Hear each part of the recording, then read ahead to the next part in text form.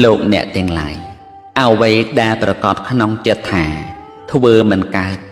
កុំបាក់ទឹកចិត្តហើយព្យាយាមធ្វើវាឡើងថ្ងៃនេះធ្វើមិនបានផលល្អទេតែថ្ងៃក្រោយគង់នឹងបានផលល្អជាក់ជាមិនខានកុំខ្វល់ពីកំហុសនិងបរាជ័យត្រូវអប់រំចិត្តដោយចិត្តរបស់ខ្លួនឯងយើងត្រូវបំរុងចិត្តជាស្រេចចំពោះរឿងដែលបានកើតឡើងហើយបំរុងចិត្តជាស្រេចចំពោះអ្វីដែលបាត់បង់ទៅហើយនោះត្រូវហ្វឹកហាត់អប់រំចិត្តព្រមដោយការរៀនសូត្រក្នុងចំណេះជំនាញអ្វីមួយមិនមែនរៀនភ្លាមចេះផ្លែតនោះទេហើយក៏មិនមែនធ្វើភ្លាមបានផលល្អភ្លាមដែរយើងជាមនុស្សមិនមែនជាទេវតាទេវាអាស្រ័យទៅលើប្រាជ្ញារបស់មនុស្ស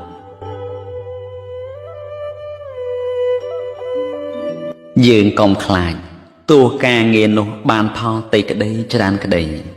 យើងត្រូវតែទទួលយកកុំខ្លាចនឹងការហត់នឿយនៅផ្លូវកាយហត់ហើយសម្រាកសម្រានទៅក្រោកឡើងវិញបាត់ទៅហើយប៉ុន្តែយើងត្រូវខ្លាចបុណ្យវិញទើបប្រសើរជាងព្រោះសំណាងបុណ្យរបស់មនុស្សមានផលមិនដូចគ្នាយើងធ្វើបុណ្យបានច្រើនផលនោះក៏ទទួលបានល្អបានច្រើនដែរឯយើងធ្វើបុណ្យបានតិចផលនោះក៏តិច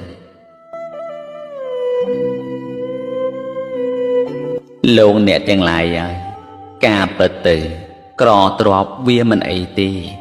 តែបើក្រចិត្តក្រសទ្ធាក្រធម៌ក្រវិន័យហើយនោះទោះបីបរិភោគដេកស្រួលរស់ស្រួលយ៉ាងណាក៏ដោយភ្ញាក់ឡើងវាក៏នៅតែក្រដដែលដូចនេះ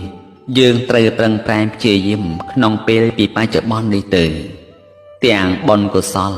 ទាំងកិច្ចការងារក្នុងការស្វែងរកទ្រព្យព្រោះជីវិតយើងនេះមើលមិនឃើញទេ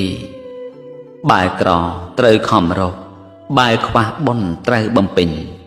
បើខ្វះសេចក្តីបរិសុទ្ធក្នុងខ្លួនត្រូវរក្សាសិល5ជានិច្ច1មិនសម្លាប់សត្វឬបៀតបៀនជីវិតសត្វដទៃឡើយ2មិនលួចទ្រព្យសម្បត្តិរបស់អ្នកដទៃមកធ្វើជារបស់ខ្លួន